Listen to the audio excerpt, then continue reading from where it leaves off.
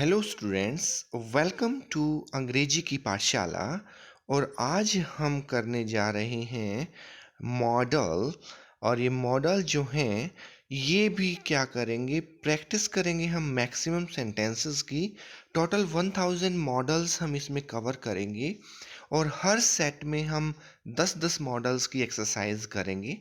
तो जब तक आप इसमें फुल्ली कॉन्फिडेंट नहीं हो जाते, keep practising with us. Let us start. सबसे पहले क्वेश्चन उठता है कि what do you mean by model. ये होता क्या है? तो इसका अगर हम बात करते हैं, मीनिंग की बात करते हैं, डिक्शनरी मीनिंग की बात करते हैं, तो इसका मतलब आता है 3 वर्ड से। The first word is mode, MODE। Mode या इसी को हम मैनर भी बोल देते हैं, MENNER। किसी भी बात को जब हम एक्सप्रेस करते हैं, बोलते हैं, वो चाहे कोई भी लैंग्वेज हो, इंग्लिश हो, हिंदी हो, या आपके आसपास प्रिवेलेंट अदर रीजनल लैंग्वेजेस कुछ भी हो, एक बात कहने का एक तरीका होता है जिसे हम मोड या मैनर कहते हैं। तो कौन सी बात किस तरीके से कही गई है, उसके लिए हम यूज़ करते हैं इस वर्ड का, जिसे हम मॉडल या मॉडल्स कहते हैं। उसके बाद बात आती है कि अगर हमें किसी के कहने से उसके मोड का, उसके तरीके का, या हम कहें उसकी बात कहने का तरीका, उसके मन के अंदर क्या भावना है, उसके मन की बात क्या है, उसका हम पता करने के लिए किन किन मॉडल्स का प्रयोग करते हैं, यानी कि इसके एग्जाम्पल्स कौन से हैं। तो एग्जाम्पल्स के लिए हमारे सामने ये एक सर्किल है। इस सर्किल में बहुत सारे मॉडल्स लिए गए हैं। आइए इनकी चर्चा करते हैं। जैसे अगर हम बिल्कुल सिंपल से स्टार्ट करें, तो we can start with will, WILL, will. इसी का पास्ट फॉर्म बन जाता है वुड। उसके बाद एक और विल के साथ ही जब हम आई और वी का यूज करते हैं, जिसे हम जनरली फर्स्ट पर्सन कहते हैं। इंग्लिश में 3 तरह के आदमी होते हैं, 3 तरह के पर्सन्स हमने जो हैं इंग्लिश ग्रामर में बात की है। कि जब भी कोई व्यक्ति बोलता है, जैसे अभी मैं बोल रहा हूं, तो आई के लिए हम फर्स्ट पर्सन का यूज करते हैं और फर्स्ट पर्सन के लिए शैल मॉडल का प्रयोग किया जाता है। जब बोलने वाला मेरे साथ और भी कोई व्यक्ति है, मीन्स इसी का बहुवचन या प्लूरल है, जैसे कि वी, तो वी के साथ भी हम शैल का प्रयोग करते हैं। और इसका पास्ट फॉर्म है शुड। एक बार फिर इन दोनों को रिपीट कर लेते हैं। विल का पास्ट वुड, शैल का पास्ट शुड। उसके बाद जो थर्ड है कैन। कैन में हम जनरली कैपेसिटी की बात कर सकते हैं कि कौन सा व्यक्ति क्या काम कर सकता है, दैट इज कैन। उसकी कैपेसिटी क्या है, आप ये कोई भार है, वेट है, उठा सकते हो या नहीं।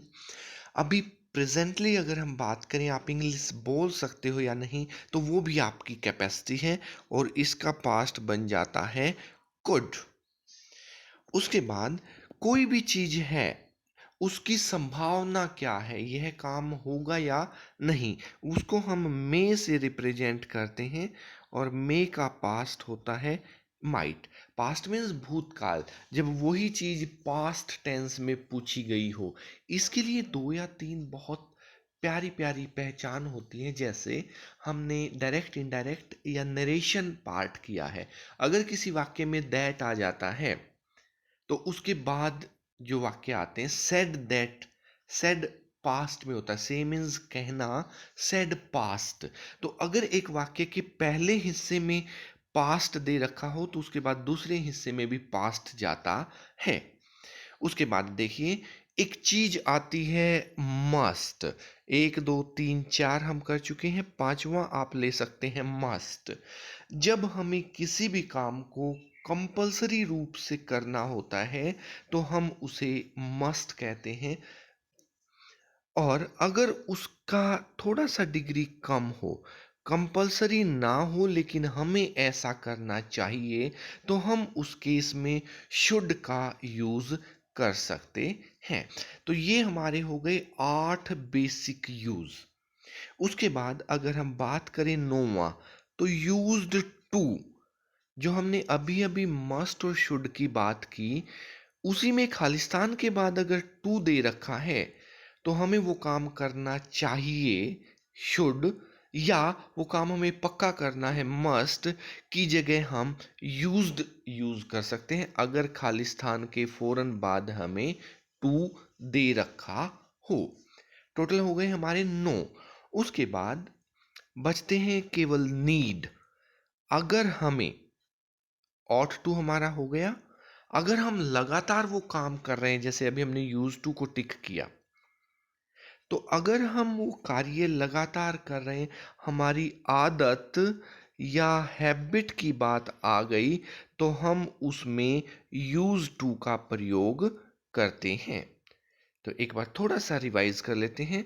सिंपल फ्यूचर के लिए विल का पास्ट वुड, सिंपल फ्यूचर के लिए शैल का ही पास्ट फॉर्म में शुड, हमारी कैपेसिटी के लिए कैन, और कैन का पास्ट फॉर्म कुड, संभावना या पॉसिबिलिटी के लिए मे, और मे का ही पास्ट टेंस में माइट, हमें कोई काम करना चाहिए पक्का रूल की बात है मस्ट, और इसी का अगर उसकी डिग्री कम है तो शुड को हम दोबारा से यूज कर लेते हैं। अगर खालिस्तान के बाद टू दे रखा है तो मस्ट और शुड की जगह हम टू का प्रयोग कर सकते हैं। तो टोटल हमारे अभी तक 10 हो गए हैं। 11वां हम बात कर रहे थे यूज टू, आदत या हमारी हैबिट के लिए हम यूज टू का प्रयोग करते हैं। उसके बाद अगर हमें उस काम की ज़रूरत है तो नीड, ज़रूरत नहीं है तो नीड नॉट का हम यूज़ कर लेते हैं। और एक हमारा बच गया डेयर। अगर किसी को डेयरिंग काम करना है बहुत ज़्यादा, जिसमें हिम्मत की बात अगर हो, तो उसके लिए हम डेयर का प्रयोग करते हैं। तो आइए वन बाय वन हम इनको यूज़ करते हैं एग्जाम्पल्स के रूप में।